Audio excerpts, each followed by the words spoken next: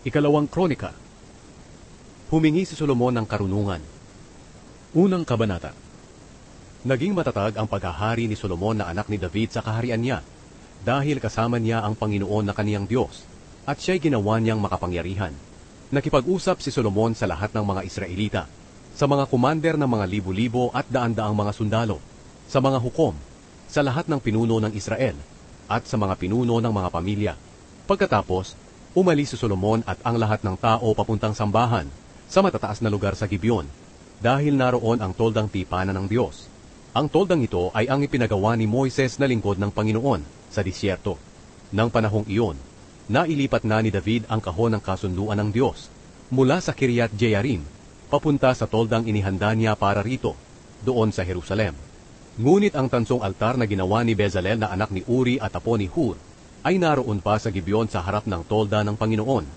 Kaya doon nagtipon si Solomon at ang lahat ng tao para magtanong sa Panginoon.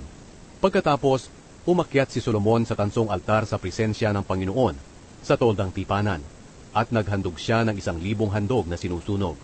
Nang gabing iyon, nagpakita ang Diyos kay Solomon at sinabi sa kanya, "Humingi ka ng kahit ano, at ibibigay ko ito sa iyo." Sumagot si Solomon, "Pinakitaan niyo po ng malaking kabutihan ang ama kong si David, at ngayon, ipinalit niyo ako sa kanya bilang hari. Kaya ngayon, Panginoong Diyos, tuparin niyo po ang pangako niyo sa aking amang si David, dahil ginawa niyo po akong hari ng mga taong kasindami ng buhangin. Bigyan niyo po ako ng karunungan at kaalaman, para mapamahalaan ko ang mga taong ito. Dahil sino po ba ang may kakayahang mamahala sa mga mamamayan ninyo na napakarami?" Sinabi ng Diyos kay Solomon, "Dahil humingi ka ng karunungan at kaalaman sa pamamahala ng aking mga mamamayan, na kung saan ginawa kitang hari, at hindi ka humingi ng kayamanan, o karangalan, o kamatayan ng iyong mga kalaban, o mahabang buhay, ibibigay ko sa iyo ang iyong hinihingi. At hindi lang iyan, bibigyan din kita ng mga kayamanan at karangalan na hindi pa nakamtan ng sinumang hari noon at sa darating na panahon." Pagkatapos, umalis si Solomon sa toldang tipanan doon sa sambahan sa matataas na lugar na nasa Gibeon, at bumalik sa Jerusalem, at naghari siya sa Israel. Ang mga kayamanan ni Solomon.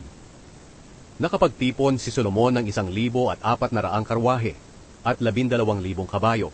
Inilagay niya ang iba nito sa mga lungsod na taguan ng kanyang mga karwahe, at ang iba'y doon sa Jerusalem. Nang panahong siya ang hari, ang pilak at ginto sa Jerusalem ay parang ordinaryong mga bato lang, at ang kahoy na sedro ay kasindami ng ordinaryong mga kahoy na sikomoro sa mga kaburulan sa kanluran. Ang mga kabayo ni Solomon ay nagmula pa sa Ehipto at sa Silisya.